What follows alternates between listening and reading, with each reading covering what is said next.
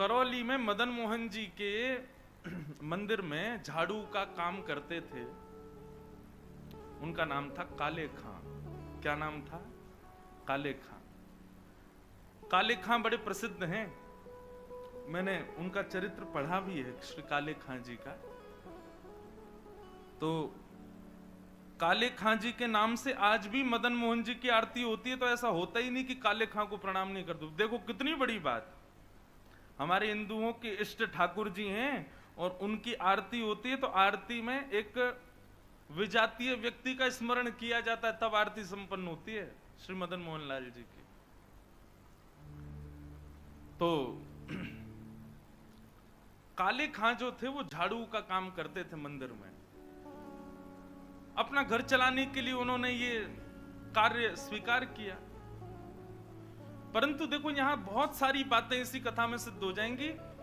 ठाकुर जी के प्रति प्रेम होने के लिए हमको हिंदू धर्म में होना, एक भक्त कुल में जन्म लेना, या हमारा एनवायरमेंट भक्ति युक्त होना जरूरी हो, ऐसा नहीं है।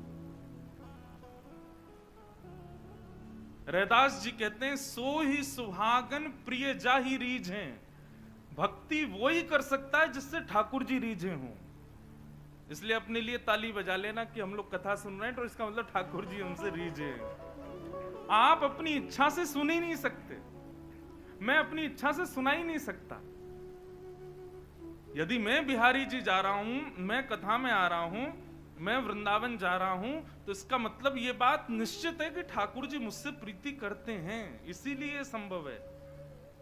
वो नाराज हो जाएं तो हमारी मजाल क्या जो हम अपने बिस्तर से उठ के और कहीं नहा धो करके बिहारी जी भी चले जाएं? नहीं जा सकते। वो अपनी महफिल में हमको दाखिल कर लेते हैं, अपनी आंखों के आगे हमको खड़ा कर लेते हैं, इसका मतलब वो भी हमको देखना चाहते हैं, इसीलिए। तो काले खां एक विजातीय व्यक्ति, हिंदू भी नहीं था, केवल अपने घर को चलाने के लिए झाड़ू का काम करता था मंदिर के पास। इसी बहाने उसको कभी कभी मदन मोहन जी दिख जाते थे।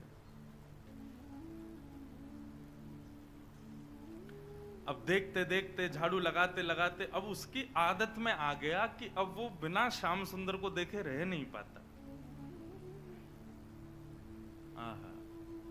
रोज मंदिर में जाता, झाड़ू लगाता और पीछे सीढ़ियों पे ही खड़ा हो जाता। अंदर तो जाने की उसको अनुमति नहीं थी। तो वहीं से भीड़ जब इधर उधर होती थी तो बीच में से थोड़ी सी झांकी श्री मदन मोहन जी की उसको दिख जाती थी। मानो उसको ऐसा लगता था उसका हृदय परम शीतल हो गया हो, परम आनंदित हो गया हो। धीरे धीरे भक्ति प्रस्फुटित होने लगी हृदय में। अब तो ये स्थिति हो गई कि मंगला में पहुंच जाता और शयन करा के ही घर आता था वापस। और इससे परिणाम ये हुआ कि पत्नी जो थी काले खां की, वो बड़ी बरसती थी। परिवार के लोग उसको काफिर बोलते थे। बोले बताओ, जन्मा हमारे कुल में, कभी खुदा को तो याद करता नहीं, वहां पत्थर पूजने चला जाता है, इस प्रकार की बातें बोलते। लेकिन उसको किसी से कोई फर्क नहीं पड़ता। वो तो और आनंदित हो गया जब उसकी पत्नी उसके बिल्कुल विपरीत होती चली गई, तो वो तो और खुश हो गया। बोले बढ़िया है, जो बीच में दोपहर में भोजन करने घर जाता था, अब उसका भी मन नहीं करता मेरा। क्यों? चिक चिक करेगी, लड़ेगी मुझसे, इससे बढ़िया मंदिर में पड़े रहो। अच्छा एक बात कहें, मैं अपनी कथा में कहा करता हूं, हमारे संबंधी यदि अनुकूल हों तो ये बिहारी जी की कृपा, लेकिन हमारे संबंधी यदि प्रतिकूल हों तो ये समझो बिहारी जी की डबल कृपा है। कथा में 3 प्रकार के लोग आते हैं। पहले इच्छुक, दूसरे आमंत्रित, जिनको निमंत्रण आमंत्रण भेजा गया है, और तीसरे जो घर परिवार और संसार से दुखी हैं। 3 प्रकार के लोग कथा में आते हैं। यहाँ हो सकता है एक आध लोग ऐसे बैठे हो कि घर जाएंगे तो क्या, कुछ नहीं, सब लड़ेंगे झगड़ेंगे, पीछे पड़े रहे, इससे बड़े कथा में ही बैठे रहो। तो मंदिर कथाओं में जाने वाले 3 प्रकार के लोग होते हैं, इच्छुक, भक्त, आमंत्रित और दुखी, दुखियारे बेचारे। तो काले खां को तो और अच्छा लगता, पत्नी बेचारी ऐसी विमुख हो गई कि अब तो वो पूरा दिन ही मंदिर में ही निकालता। लेकिन काले खां की व्यवहार धर्म में एक पीड़ा थी कि उनको कोई संतान नहीं थी। घर परिवार के लोग सब उसको बहुत डांटते थे। बोले अरे तू खुदा को भजा कर, वो तुझको संतान देंगे, वो तेरे को बेटा देंगे, तू किसको भजने चला जाता है, खुदा को पुकारता ही नहीं है, इसीलिए तो तेरे बालक नहीं हो रहा। अब तो रोज की इतनी चिकचिक हो गई कि काले खां एक दिन मंदिर गया, मदन मोहन जी का श्रृंगार दर्शन कर रहा था, दूर खड़े खड़े बोले हे मदन मोहन लाल जी, मुझे पुत्र की कामना नहीं है, मुझे संतान की कामना नहीं है, पर आपकी भक्ति करने में, आपसे प्रेम करने में बाधा बनती है मेरे परिवार के लोगों की बातें, और वो बातें तभी खत्म होंगी जब मेरे घर एक पुत्र हो जाए। हे नाथ, मुझे पुत्र की कामना नहीं, मेरी कामना तो ये कि सब चुप हो जाएं और मैं आपकी भक्ति करता रहूं, इसके लिए आप मुझे एक पुत्र दे दो। देखो कितने बढ़िया ढंग से ठाकुर जी से पुत्र मांगा, और कृपा ऐसी हुई कि कहां परिवार के लोगों ने जब ज्यादा बोलना प्रारंभ किया तभी खबर आई कि काले खां की पत्नी जो है वो गर्भवती। पहले तो आधे लोगों के मुंह बंद हो गए। काले खां भी सबको बोल देते, बोले तुम लोग कहते हो खुदा को भजो तभी बालक होगा, दो मेरे मदन मोहन लाल जी ने भेज दी संतान, अब देखना होगी। फिर ये हुई कि अब बेटी हुई तो समझेंगे कि इसके ठाकुर जी ने दी, बेटा हुआ तो समझेंगे हमारे खुदा ने दिया। बोले ऐसा नहीं, ये तो हमारे ठाकुर जी कृपा करेंगे, उन्हीं की कृपा से ही हो रहा है। और काले खां के यहां पर एक पुत्र ने जन्म लिया। जन्म लेते ही महाराज काले खां बड़ा खुश, इसलिए नहीं कि पुत्र हुआ, इसलिए कि अब सबके मुंह बंद हो गए, अब मुझसे कोई कुछ नहीं कहेगा, अब मैं निरंतर मदन मोहन लाल जी का खूब दर्शन किया करूंगा। लेकिन हमारे ठाकुर जी सीधी सीधी जीवन जिए कोई, इससे ठाकुर जी को आनंद नहीं आता। हमें बिहारी जी बड़े चतुर हैं, खुद टेढ़े हैं तो इसलिए भक्तों का भी जीवन टेढ़ा मेढ़ा ही कर देते हैं। ये बात आप सबने अनुभव की होगी। जीवन में अगर 10-15 दिन बड़े खुशी खुशी निकल जाएं तो चिंता और बन जाती है, अब पता नहीं क्या होने वाला है, 10 दिन से कुछ हुआ नहीं है मेरे साथ, निश्चित कुछ तो होगा। अब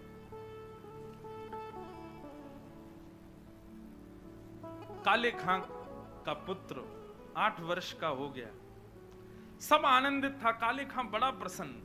अब तो जन्माष्टमी भी मनाता है, राधाष्टमी भी मनाता है, रामनवमी भी मनाता है, घर वालों को नहीं बताता, बस मंदिर में जाके सब उत्सव होते हैं उसमें आनंद करता है। 8 वर्ष का बालक काले खां का यमुना जी के तट पर, नदी के तट पर कहीं खेल रहा था अपने मित्रों के साथ, और एक सर्प ने उसको डस दिया। सर्प के डसते ही महाराज नीला पड़ गया उसका पुत्र, बेहोश होके गिर गया। बालक दौड़े दौड़े गए काले खां के घर, काले खां तो मंदिर में था, उसकी पत्नी को जाके बताया। पत्नी रोते रोते मंदिर पहुंची, जाकर के बोली जल्दी चलो, हमारे बेटे को सर्प ने डस दिया है, वो नदी के तट पर बेहोश पड़ा है, मैं जा रही हूं उसके पास, तुम जाओ किसी झाड़ फूंक वाले को लेके आओ, हमारा बेटा मर जाएगा। लेकिन काले खां व्यस्त था ठाकुर जी की श्रृंगार आरती में, श्रृंगार आरती हो रही थी। पत्नी इतना बोल करके लौटने लगी, लौट करके उसने पीछे देखा कि आए कि नहीं, तो देखा तो काले खां तो ठाकुर जी को ही देख रहा था। पत्नी जाकर के बरसने लगी, बोले तुमको अभी भी यही दिख रहे हैं? अरे हमारा बेटा मरने वाला है, देरी करोगे, कोई झाड़ फूंक वाला नहीं पहुंचा तो उसकी मृत्यु हो जाएगी। लेकिन काले खां तो अभी भी मदन मोहन जी को ही देख रहे थे। पत्नी ने कहा यदि मेरे पुत्र को कुछ हो गया ना तो फिर देखना मैं क्या करती, तुम्हें और तुम्हारे इस मदन मोहन को दोनों को देखूंगी मैं। ऐसा कहकर के पत्नी तो चली गई, काले खां वहीं खड़े रहे, नेत्रों से अविरल अश्रुधार बहाने लगे, इसलिए नहीं कि पुत्र को सर्प ने डसा, इसलिए हे मदन मोहन लाल, क्यों आप चैन से नहीं बैठने देते मुझको, क्यों आप चैन से मुझे दर्शन नहीं करने देते? ये सब मुझे पता है आपकी लीलाएं हैं, और ये सब क्यों करते हो ये भी मुझे पता है, मुझे परखने के लिए कि मैं अपनी स्थिति से च्युत तो नहीं हो रहा कहीं। लेकिन मेरा पुत्र दिया आपने था तो बचाओगे भी आप ही, और पुनः कहूंगा इसलिए नहीं कि मेरा पुत्र है, इसलिए कि मैं आपसे दूर ना हो जाऊं, बस मेरे पुत्र को बचाना। संध्या आरती के बाद जैसे ही कपाट बंद हुए, काले खां नदी के तट पर पहुंचा। भीड़ इकट्ठी थी। पत्नी को जैसी पता चला काले खां, बोले आगे ओझा को नहीं लाए, झाड़ फूंक वाले को। बोले वो तो मैं भूल गया। इतना कहना हुआ कि महाराज परिवार के लोगों ने काफिर काफिर कहकर के काले खां को सुनाना प्रारंभ कर दिया। दौड़ करके गए, ओझा को लेकर के आए। जैसे ही ओझा ने आकर के उसकी नब्ज आदि देखी तो कहा ये बालक तो जीवित नहीं है, इसकी तो मृत्यु हो चुकी है। सब रोने लगे। काले खां की पत्नी ने अपने पुत्र को गोद में उठाया और ले गई और मदन मोहन जी के द्वार पर जाकर के अपने पुत्र को रख दिया। बोले बहुत कहते थे मदन मोहन लाल जी ने दिया, मदन मोहन लाल जी ने दिया है, तो ये जीवित करके दिखाएं इसको अब। और यदि ये जीवित नहीं हुआ, खुद भी मर जाऊंगी, तुमको भी मार दूंगी और पूरे परिवार को नष्ट कर दूंगी इन्हीं की दहली पर। तब काले खां ने मदन मोहन लाल जी को निहारा और निहार करके कुछ शब्द काले खां ने लिखे। हैं तो थोड़े उर्दू के अल्फाज, लेकिन हैं बहुत सुंदर। इनमें से कई शब्दों के अर्थ तो मुझे भी नहीं पता, उर्दू में। पर एक बात कहें, भक्त की जब चरमोत्कृष्ट भक्ति हो जाती है ना, तो उसकी भक्ति शब्दों के रूप में निकलने लगती है। जब भक्ति चरम स्थिति में पहुंचती है, कहां मीराबाई ने नहीं गाया, सूरदास ने नहीं गाया, तुलसीदास ने, सबने गाया। एक बात नोट कर लीजिएगा, जिसने पाया उसने गाया, और जिसने नहीं पाया वो गा नहीं पाया कभी। यदि बिहारी जी मिलेंगे ना, तो आप गाने का प्रयास नहीं करोगे, गाना अपने आप होगा, अपने आप प्रकट होंगे शब्द आपके मुख से। अभी हमारी स्थिति क्या है, अभी हम सूरदास के पद गाते हैं, अभी मीराबाई के पद गाते हैं, अपने हमारी कोई निर्माण नहीं है, अपनी हमारी कोई सामर्थ्य नहीं है। पर जिस दिन बिहारी जी मिलेंगे, उस दिन जिह्वा में सामर्थ्य आएगी और आप कुछ ना कुछ गाओगे, ये निश्चित है। जो पाएगा वो गाएगा। काले खां मदन मोहन लाल जी की ओर देखने लगा और कहने लगा, मुसफक साफीक रफीक दिल दोस्त मेरे नजदीकी हकीकी ख्याल कीजिए। मेहरबान कदरदान आला तू जहान बीच, मुझसे गरीबों का गुनाह माफ कीजिए। काले बेकरार खड़ा तेरे दरबार पे, नंद के कुमार जरा गौर अब कीजिए। हिंदुओं के नाथ तो हमारा कुछ दावा नहीं, जगत के हो नाथ तो हमारी सुध लीजिए। हे मदन मोहन लाल, एक द्वार पर खड़ा है तुम्हारे, यदि तुम हिंदुओं के नाथ हो तो हम वापस चले जाएंगे, कोई कृपा मत करना। पर मैंने सुना है लोग आपको जगन्नाथ बुलाते हैं। जगत के हो नाथ, जगत के हो नाथ तो हमारी सुध लीजिए। बस ये बात कहनी हुई, नेत्रों से अविरल अश्रुधार बहने लगे काले खां के।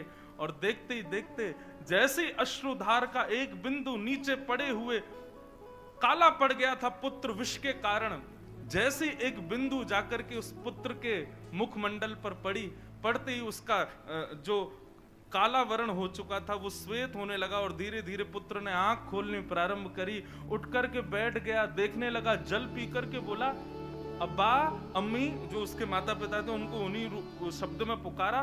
बोले कि वो कहाँ गया? बोले कौन?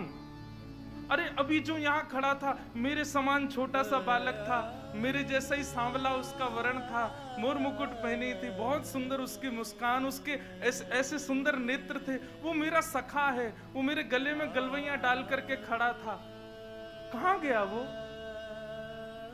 और और ये भाव देखते ही वहां खड़े जितने लोग थे सबने मदन मोहन लाल जी को दंडवत प्रणाम किया। सब समझ गए, बोले किसने की है कृपा हमको पता है। तब से लेके आज तक श्री मदन मोहन लाल जी की आरती होती है तो आरती होते ही वहां का एक आरती पूर्ण होते ही एक पंक्ति गाई जाती है। कारे के बेटा को जब कारे ने खाया, कारे के बेटा को जब काले ने खाया, कारे की कविता सुन बेटा जिवायो है। काले खां के बेटा को जब काले नाग ने खाया तब काले खां की कविता सुन करके उसके बेटा को जिवाने वाले बोल मदन मोहन लाल की जय।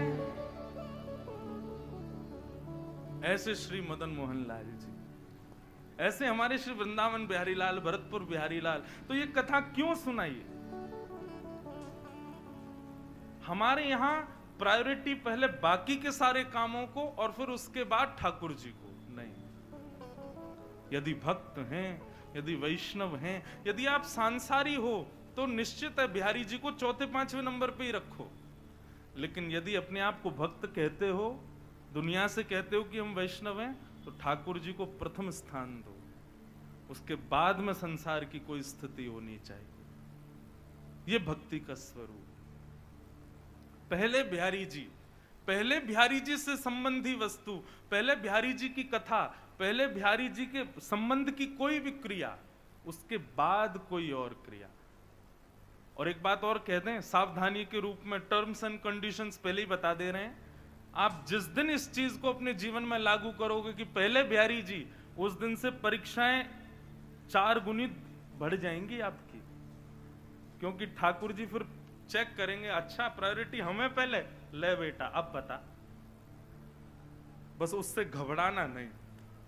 कैसी भी परिस्थिति जीवन में आए, कैसी भी स्थिति, कितने भी भयानक झोंके जीवन में आ जाएं, अपने भक्ति की नींव को आप मजबूत रखना। बस विश्वास बिहारी जी के प्रति प्रबल है तो काले खां का पुत्र मरकर के पुनः जीवित हो सकता है।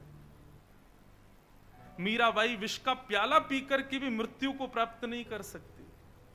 गोस्वामी तुलसीदास का पूरा परिवार बिखरने के बाद भी वे मानस की रचना कर सकते हैं। गोस्वामी तुलसीदास जी का कभी चरित्र पढ़िएगा, कितने शत्रु थे उनके, कितनों ने मारने का प्रयास किया, लेकिन गोस्वामी जी का कोई बाल बांका नहीं कर पाया।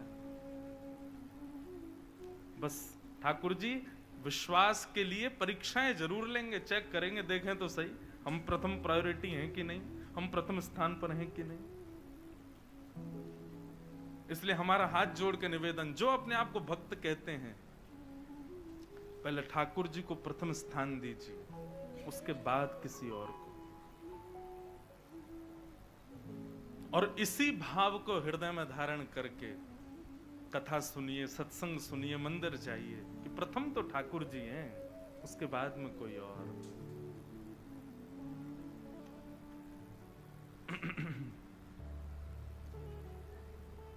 बोलो वृंदावन बिहारी लाल की जय।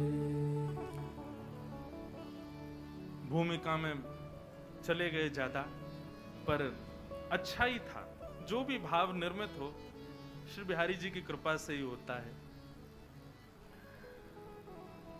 तो हम ये विषय क्यों लेकर के प्रारंभ किया था? ये विषय प्रारंभ किया था स्मृति शब्द से, कि वो 5 वर्ष पुरानी जो स्मृति है ना, उसी स्मृति का कल हम फोन कर दें कि भैया सुनो आज ना कथा आप ही लोग कर लो, हम थोड़े थक रहे हैं, हम नहीं आ रहे, तो ऐसा हो सकता है? भरतपुर के अखबार में छप जाएगा, हमारा जयपुर तक, वृंदावन तक हल्ले हो जाएंगे। इंद्रेश जी ने भरतपुर में कथा की और तीसरे दिन फोन करके कहा हम थक गए, हम नहीं आ रहे। हम कर ही नहीं सकते, हमको आना ही पड़ेगा, चाहे सर दर्द हो चाहे पेट दर्द हो। मतलब बाकी के लोग तो समय निकालने के लिए सोचते हैं ठाकुर जी के लिए, हमारा तो कान ही बिहारी जी ने पकड़ रखा, बोले नहीं बैठना ही पड़ेगा तुझे, तो करनी ही पड़ेगी। घर में चाहे किसी का ब्याह हो, घर में चाहे कुछ भी हो, हमको कथा करने जाना ही पड़ता है।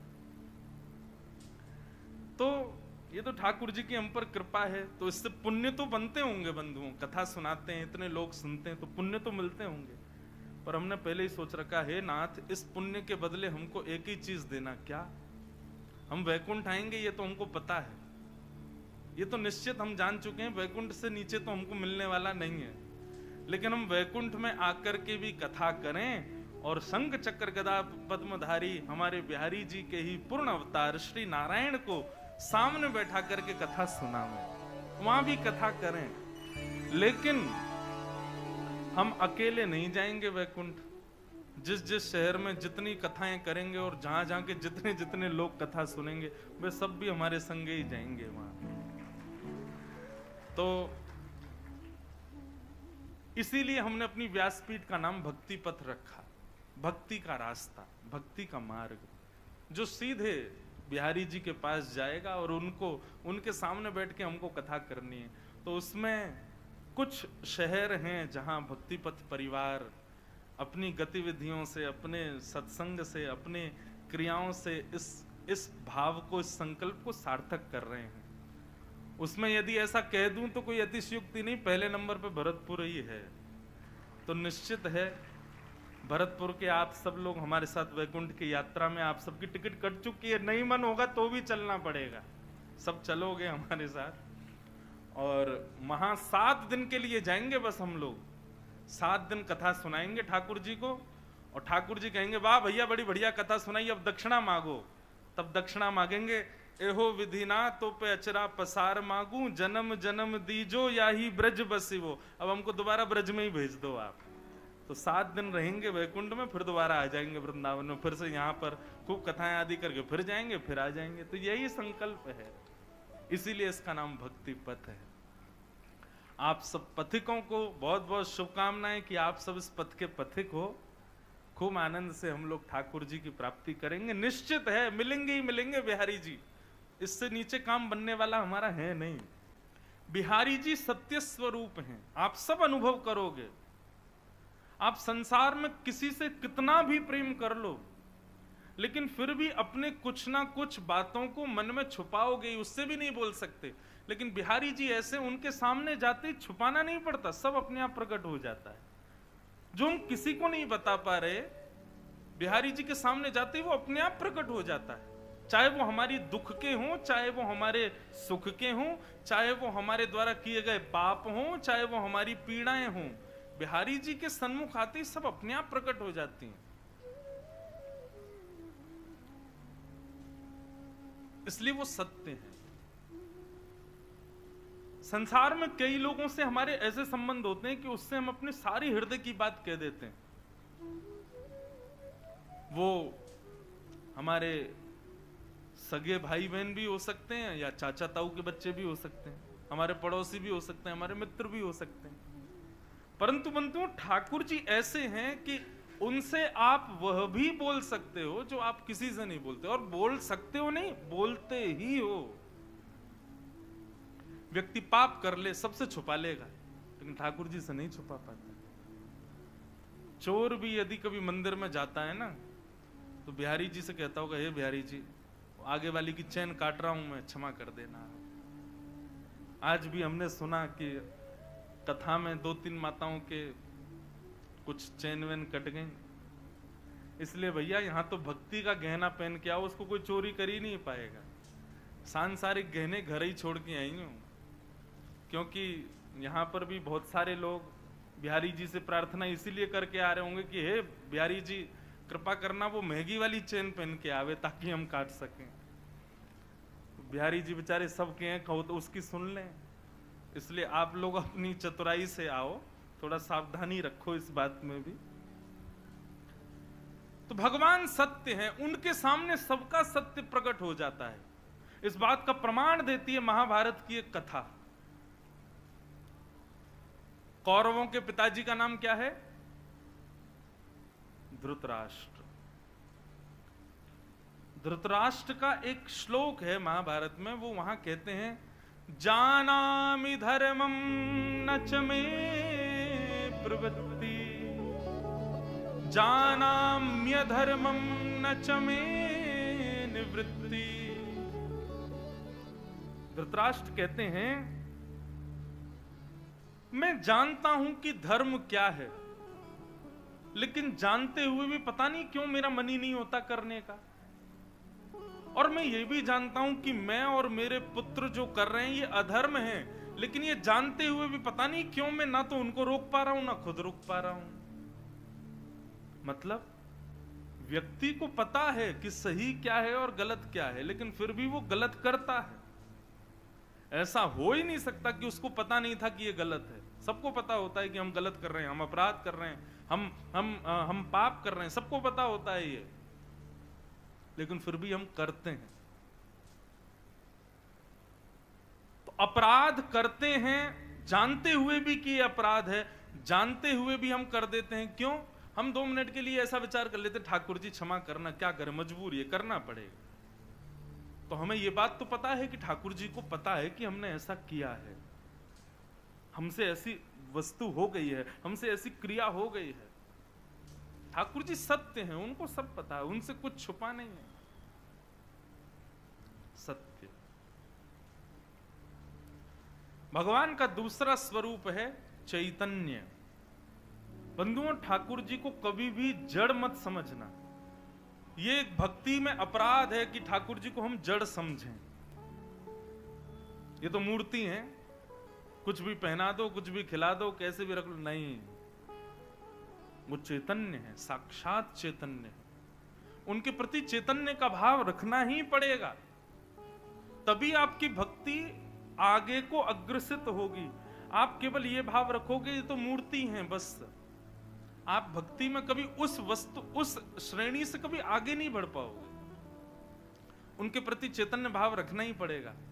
हमारे वृंदावन के राधा रमन लाल जी का कभी दर्शन करो आकर के, आपको अनुभव होगा। जिस दिन राधा रमन लाल जी बड़े प्रसन्न होते हैं, अपनी पोशाक से, अपनी सेवा से या किसी भी भाव से प्रसन्न होते हैं, तो उस दिन उनके 3-4 दतुइयां दिखाई देती हैं। कोई गौर से अगर देखे दूरबीन से या फिर फोटो खींच ले, और यदि अभी जैसे गर्मियों के समय में शाम को लगभग हर मंदिर के ठाकुर जी बाहर आ जाते हैं, बाहर आकर के सबको दर्शन देते हैं। आप कभी गौर से देखना, राधा रमन लाल जी जिस दिन बड़े प्रसन्न होते हैं ना, उस दिन उनके दांत दिखाई देते हैं, 3-4 दांत दिखते हैं। क्यों? क्योंकि वो जड़ नहीं है, वो चैतन्य है। उनको जड़ समझने की भूल भी मत कीजिएगा। हमारे श्री गोवर्धन नाथ, ऐसे ठाकुर जी तो पूरे विश्व में ही नहीं है। क्यों? सारे मंदिरों में अपरस का भाव है, किसी को भी प्रवेश नहीं कर सकता कोई, लेकिन एकमात्र हमारे गोवर्धन नाथ जी ऐसे, यहाँ कोई भी चले जाओ, सबको अधिकार है, सब अंदर चले जाओ, सब गिरिराज जी को गले लगा लो। अच्छा देखो, एक बात और बताएं, ब्रजवासियों को अधिकार है कि जब श्री गोवर्धन जाएं तो किसी गोवर्धन शिला का भले ही अभिषेक ना करें, भले ही इत्र ना लगाएं, भले ही भोग ना लगाएं, लेकिन गले से जरूर लगा के आया करो, क्योंकि ये संबंध हमारा ठाकुर जी ने बनवाया था गिरिराज जी के साथ। और एक और बात बताएं, गिरिराज जी में जितनी भी शिलाएं, गिरिराज जी से जो अलग शिलाएं दिखाई देती हैं, जो गिरिराज जी पर लेटी हुई हैं, ये सब अनन्य ब्रजवासी ही शिला बनकर के गिरिराज जी को माने आलिंगन कर रहे हैं, अपने हृदय से लगा रहे हैं। हमारे गिरिराज जी को आलिंगन जरूर किया करो, श्री गोवर्धन नाथ जी को। तो भगवान चैतन्य है, वो जड़ नहीं है, जड़ कभी नहीं मानना उनको। आप जिस दिन ये भाव रखोगे कि ये जड़ हैं, आपसे उसी दिन से अपराध बनने प्रारंभ हो जाएंगे। सेवा में अपराध, भोग में अपराध, भक्ति में अपराध, उसी दिन से अपराध बनने लग जाएंगे। इसलिए आप उनको चैतन्य समझो। चैतन्य समझोगे, चैतन्य मानोगे। अच्छा, चैतन्य मानने का मतलब एक और सुन लीजिए, इसका मतलब ये भी नहीं कि आप ठाकुर जी को सब जगह संगी लेके चलो, डलिया में कहीं भी ले जा रहे हैं, कहीं का समय, इस समय ठाकुर जी गौचारण में ही होते हैं, अपने ग्वाल बालों के संग होते हैं। इसी भाव से हम कथा में आते हैं कि ठाकुर जी तो गैया चरावे गए, हम कथा करवे चले जाए, शाम को जब जाएंगे तब तक ठाकुर जी आ जाएंगे। ये भाव बंधुओं कब प्रकट होंगे? जब आप अपने ठाकुर जी को जड़ ना समझ के चैतन्य समझो। जैसे हमें सर्दी लगती है, हमें गर्मी लगती है, हमें भूख लगती है, हमें प्यास लगती है, ऐसे ही ठाकुर जी हैं, वो जड़ नहीं है। व्यक्ति के कमरों में एसी लगे हैं, ठाकुर जी के कमरे में पंखा लगा है, वो भी जोर जोर से आवाज कर रहा है, चर्र चर्र चर्र, धीरे धीरे चलता है। क्यों? ठाकुर जी के लिए भी एसी लगाओ, वो जड़ नहीं है, वो चैतन्य है। ठाकुर जी के लिए भी उतनी व्यवस्थाएं रखो जितनी व्यवस्थाएं आपके लिए हैं। और ये सब भाव बंधुओं कब प्रकट होंगे? जब भगवान को आप जड़ नहीं समझो, चैतन्य समझो। बुरा नहीं मानिएगा, कान पकड़ के क्षमा है सब लोगों से। अपने कमरों का कद देखिए और ठाकुर जी के मंदिर का कद देखो, छोटा ही होता है हर घर में।